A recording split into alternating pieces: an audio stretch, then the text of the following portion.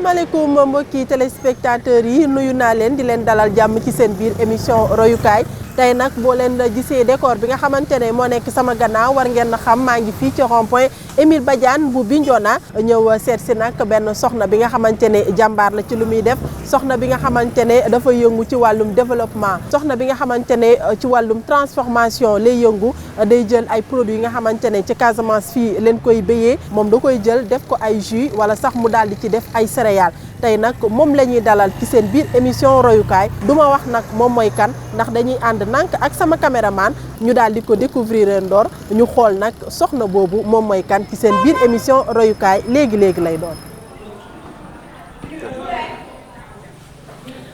salaamaaleykum. maaleykum salaam. ça va fii ça va. noo dem. jàmm rek waay naka waa Ziguinchor. ça va ñu ngi fa ça va bien. tey da ngeen ñu seet si. dañ leen ñëw seet si tey yow yaay suñu invité. ci émission royukaay.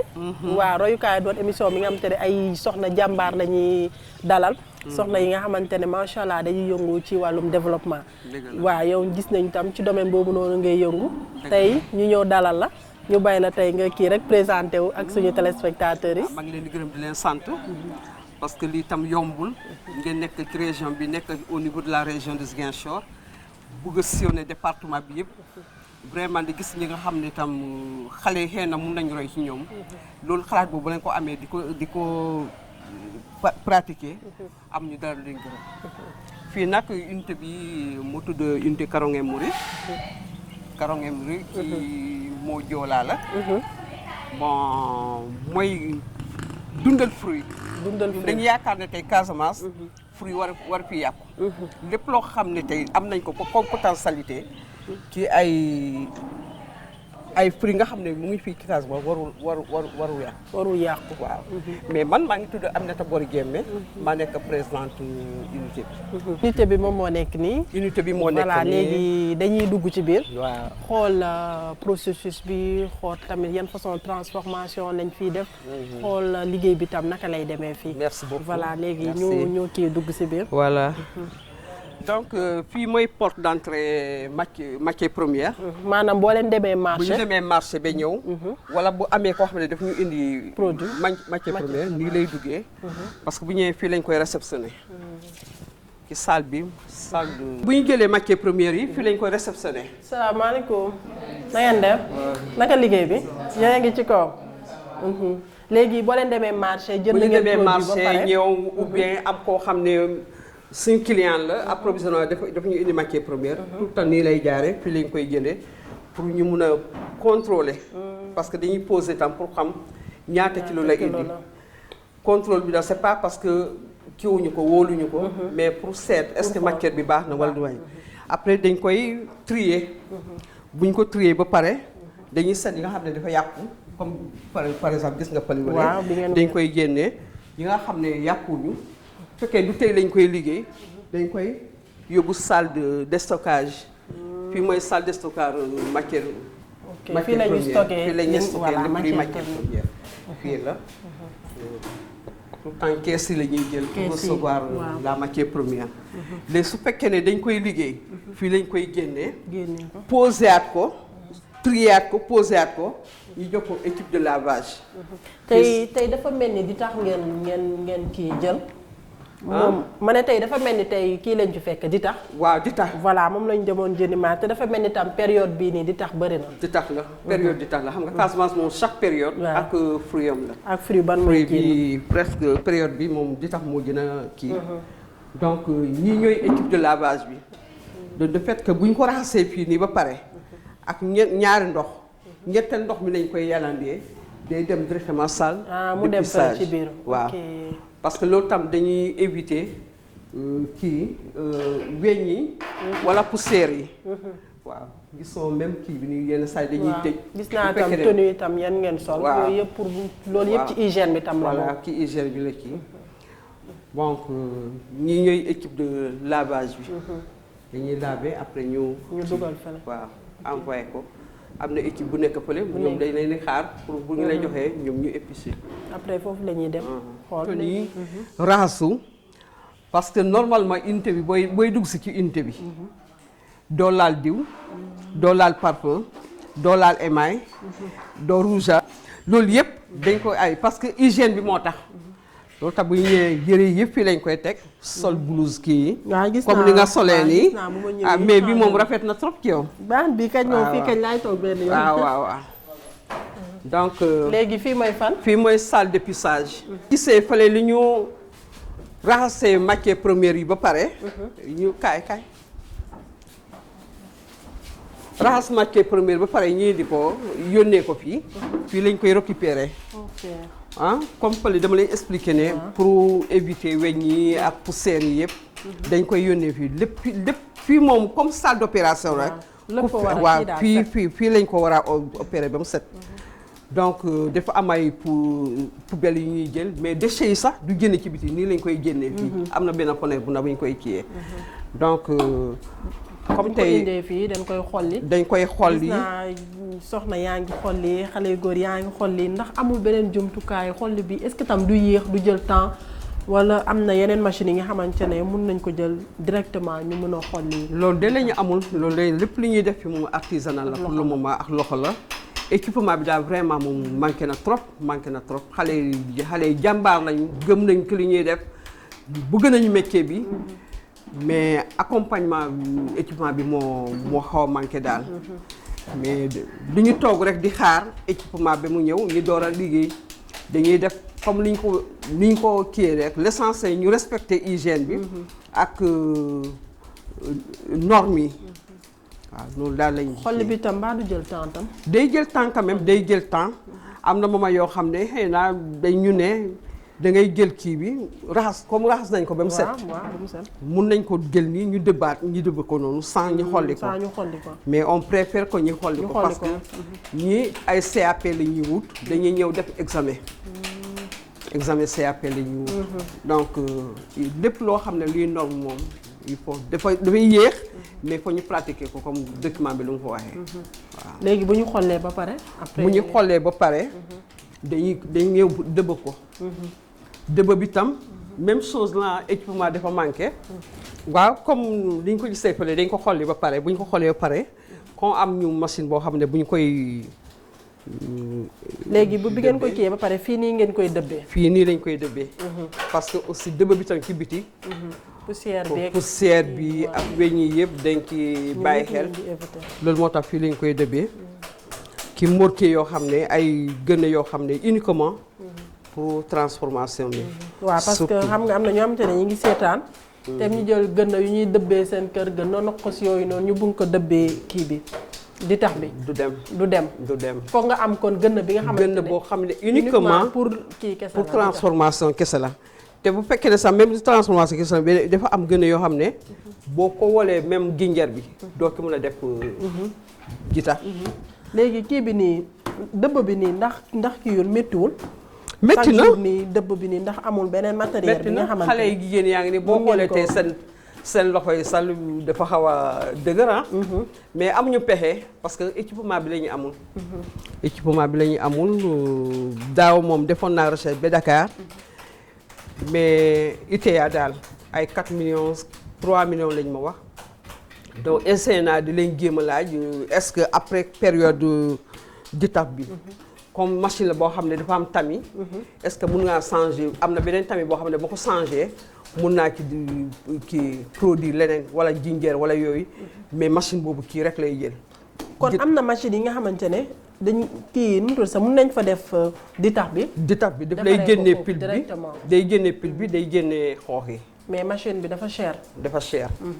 ay xam naa sûrement autorité yi ñu ngi ñuy déglu waaw xam naa sûrement buñ la déggee dinañ dañoo jàppale ci machine bi nga xamante ne xale yi ñu bañ a dëbb bi parce que dëbb bi nii chaque jour metti na de waaw ensuite day dem ba jàpp tam loxo yi nii day dem ba am ay koor loolu moo nekk ci ñoom xëy naa ñun maire yi mun nañ ci góorgóorlu muñ ci mais xale yi tey bu xawee métti rek dañuy xaw a découragé wu daal moo tax na royukaay doon émission bi nga xamante ne ay jàmbaar kese lañ fay jël parce que xam nga lii nii jàmbaar ñoom ñoo ko mën a def parce que lii suñu génération léegi moom xam naa pour ñu def ko moom dafay xaw a métti. léegi bu ñu dëbbee ba pare après ban étape lañ jëm. bon bu ñu dëbbee ba pare comme avant ñuy dëbb il faut ñu xam lan la ñu war a defar tey comme produit ban façon produit la ñuy voilà que ce soit da ngay defar sirop de ditax wala da ngay defar marmelade de ditax wala da ngay defar nectar de ditax. mais ditax amul jus. Man kay damay dëgg ay jus ditax amul jus. non non même boisson sax pour nga am ko. est-ce que kon du nectar bi la ñuy jaawale ak kii bi. waaw appellation bi la te compréhension bi tam mu ngi ci. parce que boo déggee jus. du fruit yëpp yooyu tey ku ma ne defal ma jus bisaab mun ma koo defar. parce que bisaab amul jus. amul jus c'est vrai jus mooy li nga xam te ne jus boo xam ne boo ko pressé comme nga jël orange. wala limon yi nga pressé ko. nga pressé ko ndox moom ngay am comme jus. boo yokkulee dara daal mooy jus. mais de fait que même boo jëlee benn kuddu ndox nga dolli toog yi rek. amoo jus. que sa nga am sa boisson man gis nga de maa koy soog a xam ndax man tamit. tamit nga am sa boisson wala nga am sa nectar. nectar tam ak boisson sax dafa ute. parce que am na produit yoo xam ne doo ko mën a def boisson. am na produit yoo xam ne doo ko mën a def bisaab doo ko mën a defar nectar. nectar dafa xaw a concentré tuuti. du sirop mais dafa xaw a concentré. or que boisson bi dafa leer comme bisaab boo ko defaree boisson day rafet. mais bii moom nectar la mën a jël. di tax bi. léegi bu ñu dëppee ba bu nekk dafa am mesure am. bu nekk dafa am mesure am na mesure. bu ñu koy laver pour am sirop am na mesure boo xam ne ndox bu ñu koy laver pour am nectar am na mesure bi nga xam ne moom lañ koy laver ndox pour am marmelade. maanaam kii bu nekk kilogramme bu nekk am na benn litre voilà mesure ndox ban lay jël kon tey nag lan la ñuy defar tey sirop di tax la ñuy defar ak nectar ak nectar kon ma bàyyi leen ñu xool naka la ñuy defaree sirop bi. voilà ak tam nectar bi après ñu ñëwaat léegi.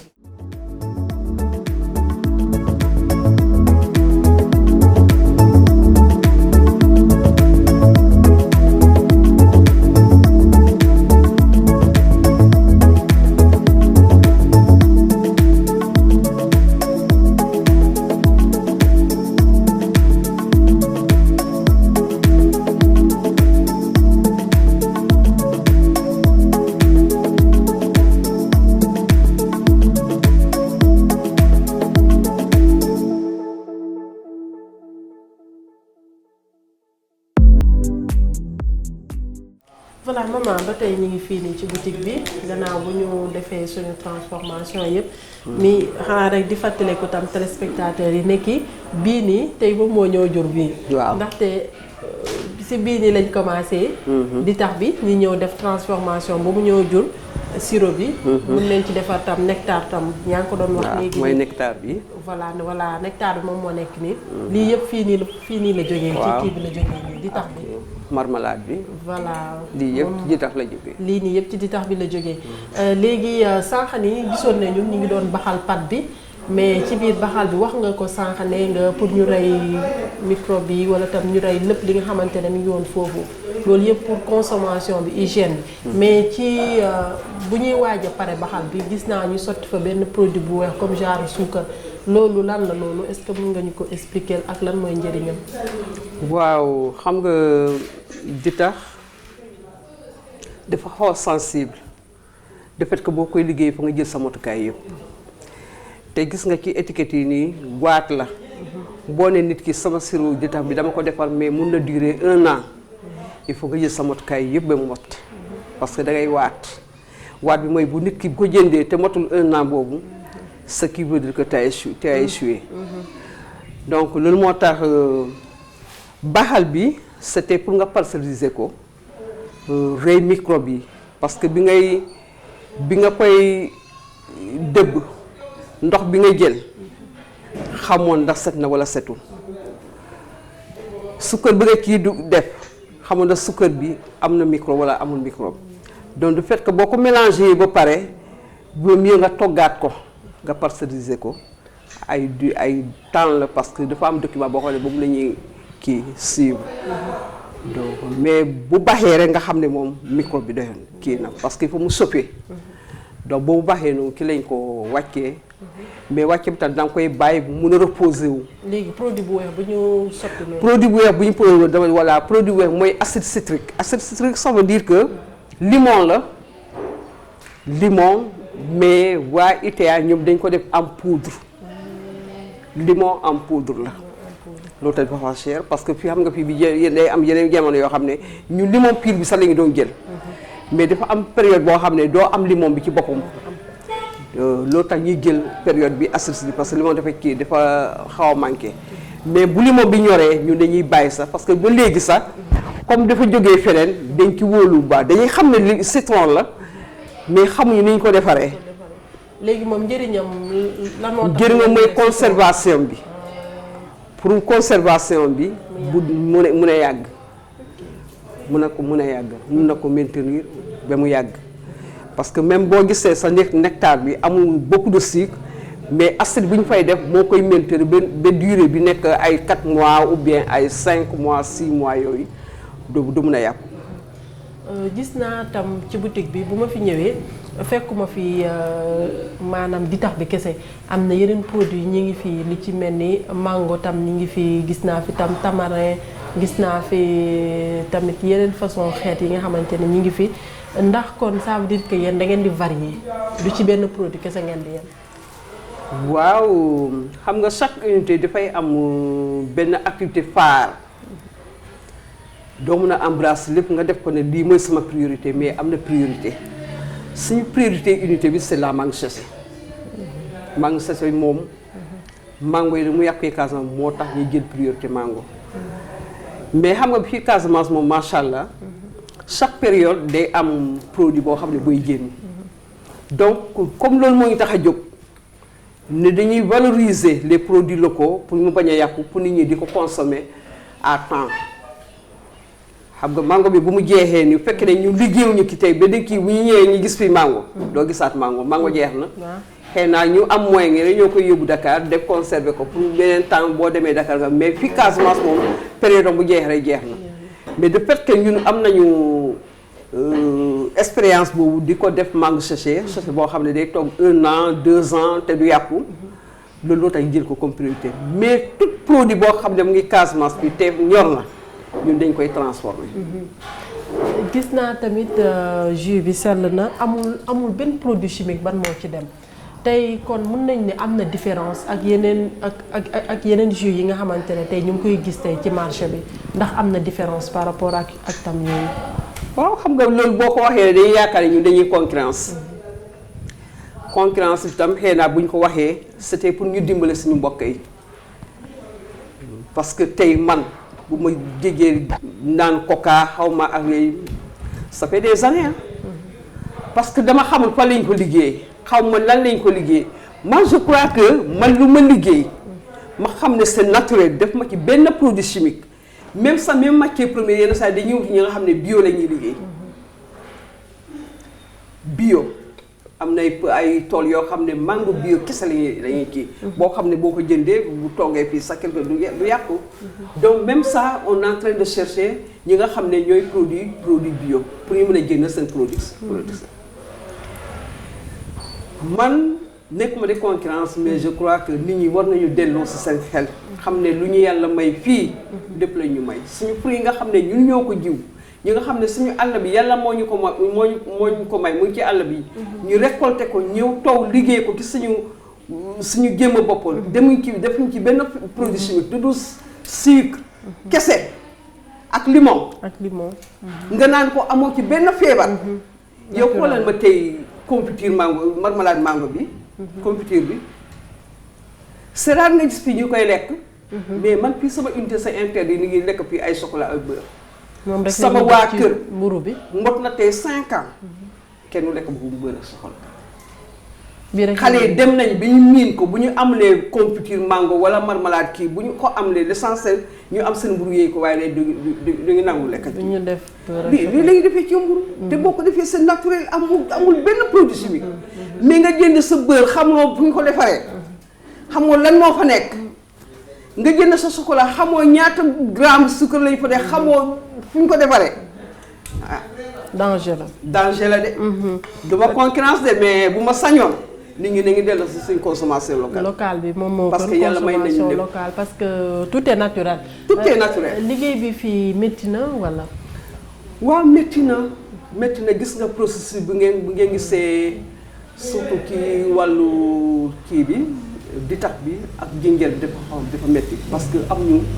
am nañu expérience bi quand même. mais machine yi mais am ñu équipement yu doy. équipement yi nga xam ne au moins mun nañ génnee tuuti ci artisanat dem tuuti ci industriel mënuñu dem 100% industriel mais bu ñu amoon ay machines yoo xam ne lu ñu naroon a liggéey 3 heures de temps ñu def ko 2 heures de temps wala 1 heure de temps vraiment dinañ mën a dimbali. quantité boo xam ne fu ñu war a liggéey 50 bouteilles ñi ki liggéey ay 20 bouteilles vraiment ñàkk machine moo tax.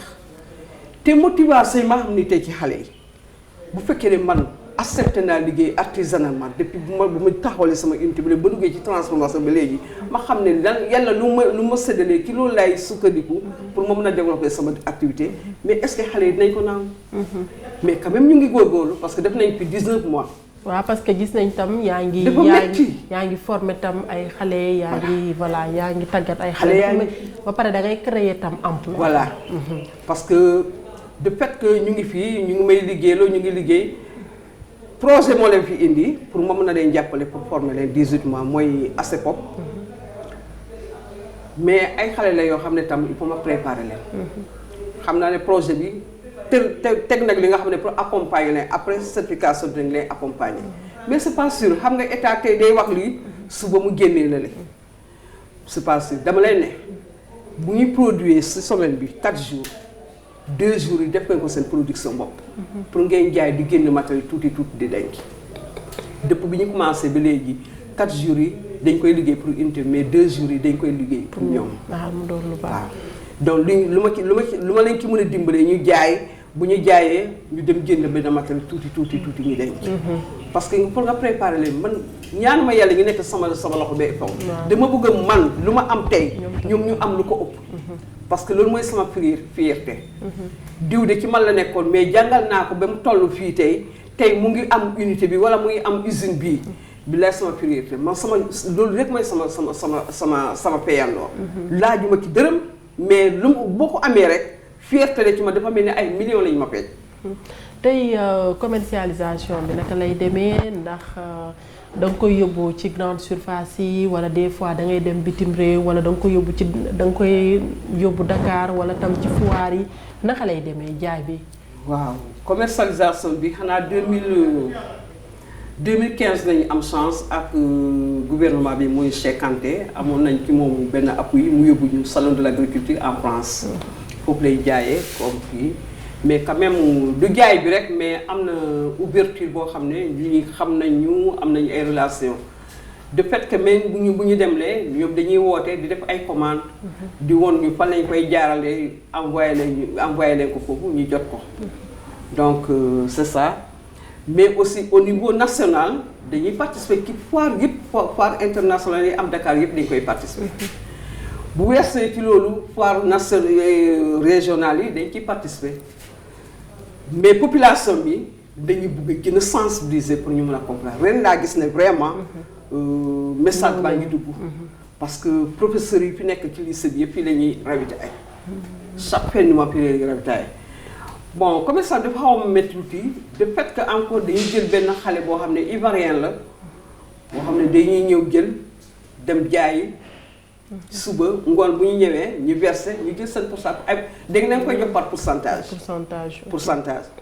mais aussi am nañu ci biir xale yi nga xam ne ñoom laa ko di former benn équipe boo xam ne commercialisation rek la mooy seen kii ñoom ñooy dem foire ñoom ñooy wut partenaire ñoom ñooy dem CAP mooy régional bi nga gis ni moom organisation boobu la kii commercialisation moom xëy naa kiiwul mais la seule commercialisation bu mu amee rëkk-rëkk tuuti lii yëpp ay solution lañu nekk di wut nii parce que ci emballage bi la emballage bi tey boo gisee ki sirop côté sirop yi wala côté marmelade yi presque benn mesure bi rek moo am mooy 1 litre wala 300 milligrammes moo fi am te ñun dañu interdit di ramasser ay bouteilles récupération dañ ko interdit parce que fii dama signé waa set d'hygiène chaque mois dañ fiy jaar pour seetu suñu hygiène fu mu toll donc xam nga ku ñëw tey pour jënd te amoo njëg 1 litre doo ko mën a jënd donc dañuy war nañoo am emballage yoo xam ne yu adapté par rapport à la consommation koo xam ne am nga njëgal demi mun nga jënd demi nga am njëg walaat mun nga jënd walaat ko am ne mais emballage yooyu ñooñu jafe pour l'agroalimentaire temps yi sa laa am yii mën a xaar ma expérimenté mais nit ñi yii yu ndaw yi lañuy jënd parce que xaalis amul dëkk bi dafa dëgër donc boo nee nit ki 1 litre rek laa am rek da koy poser problème dafay bëgg mais du mën a jënd tey boo déggee ndaw yi ñu ne liggéey amul te man fii dafa mel ni gis naa fi xëy gis naa fi liggéey comme ni nga wax noonu am na ñuy ñëw jël marchandise dem jaay ko après ñu am seen part tey boo déggee xale yi naan liggéey amul fii nii lan ngay wax ci noonu.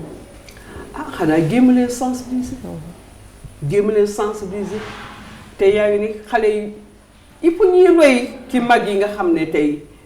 toowuñu ci banque man mii taxaw bi système 1 laa yem mais boo ma laajee tey ay diplôme professionnel bu ma ko jëndee fii du xëy ci kii bi parce que jàng bi dégg la mais da ngay gëm ci li nga bëgg man développement laa jënd laa gëm te ci moom laa ne recette façon bu nekk def naa di ay Norvège yëpp def naa ko ay Bénin ay Burkina Faso yooyu yëpp ut xam-xam la bu ñoom bu leen yàlla dimbalee ñun coono bu ñu am ñoom am ñu ko ñun am nañ expérience bi ba ñëw ba am unité yaa ngi day taxaw mais pour ñu mun a ñëw roy ki ñun mun a jàng pour ñu mun a liggéey diñ ko def ñii naa liggéey am na de parce que Casamance moom wax ma Sénégal yëpp ndax mais Casamance moom kenn mënu fi taxaw naa liggéey am ndax yàlla lépp lañ ñu may suuf si baax na fruit yaa ngi nii loo ci def rek mun nga koo jaay mun nga ci am sa xaalis boo ko mun dee def comme xale bii di jaay nii ivoirien la pourtant yenn saa yi day gagné ay 10 000 francs par jour munoo ci jënd sa yaay même saabu sa nga jox ko mu fóot mais xale yi daal dañuy góorgóorlu mais am na quand même ñoo xam ne dañoo gëm ci lu ñuy def ñoom nga gis ne fii. tey bi nga commencé liggéey bi ba tey nga toll fii nii lan moo la gën a neex ci liggéey bi. lu ma gën a nekk ci liggéey bi bu ma demee bi ma toog ci sama département may gis xale yi di roñ ci man ñu ne du ma dem fenn bëgg naa nekk ci département bi développé ba ñu bind ci seen ki blouson yi tekki fii ma ne ko dee du ma doon jooyantu rek am na parce que man du ma nekk ba internellement lu may def nii ay relève laa nekk di préparer xaw ma sama ëllëg je fais de l'âge mais boo dee amoo dara li nga bàyyi ci gannaaw mooy sa dem bi dafa yàqu mais lu may ñaan yàlla toujours mooy lépp lu ma sumb nii bu ma dee ma am ñoo xam ne vraiment ay relève ñi du may fàttaliku bu lii dee diw la loolu fierté la ci man fierté la. tey daanaka émission bi jeex na ba noppi tey soo doon tàggatoo tey ban message ngay kii lancé. man daal lancé bu ma leen di bu may gën lancé mooy di leen gërëm parce que da ngeen di def ni mun ngeen toog Ziguinchor ku leen soxla dem fekk leen ko di négocier ak yéen mais département bi moo leen tax a jóg région bi moo leen tax a jóg gestu pay ñeneen gis ñeneen ñi sensibiliser ñeneen parce que dafa def ni sensibilisation la. fu ñaari nit mun a gis boo leen ko lancé 100 personnes mun nañ koo seetaan donc ñun lii lañu am lii lañu war a tiitaroo te ma yaakaar ne Casamance yëpp dañu war a ñaan suñu borom di nga xam ne bijou bi ñu indi ci département ci région bi yàlla def ci barke. ñun am ñu dara lañ leen di jox am ñu dara lañ leen di fay xanaa ñaan ne yàlla parce que lii ñun ngeen ko def. suñu bijou la suñu titre la def ñu ci beneen région di ko wëri mu ngi ci région Ziguinchor bi comme bu ñu ko amee fii ñu ngi leen di sant bu baax di leen gërëm di ñaax xale yi vraiment fu ngeen toll ngeen ne leen ñu dem ci unité yi non seulement pour liggéey sax mais bu ñu demee toog ni di joxe ko ay conseils tôt ou tard dinañ comprendre li ngi leen di wax ni pour seen njëriñ la dañu toll ci àdduna boo xam ne ku liggéey doo am dara. il faut liggéey rek mooy joxe dara. donc maa ngi gërëm ñëpp di leen sant xale yi tam ñi nga xam ne ñu ngi fii sant naa leen bu baax ndax damay absenté leen mat yenn saa yi 2 mois mais bu ma ñëwee dafay mel ni sama formation maîtriser nañu affaire bi ba tellement que man sax dama bëgg. donc maa ngi leen di ñaanal lépp loo xam ne lu ñu soxla ak lu ñu sumb yàlla na ko yàlla def barke. seen télévision bi yàlla na ko yàlla di demee kanam. amiin yàlla def ci barke bu baax a baax. amiin fierté la ci def région bi titre la ci région bi ndam la ci région bi. kon dama ñaan région bi yëpp ku ci amul li nga ci dugal mais naa ngi ci dugal sa ñaan. pour yàlla def ci barke.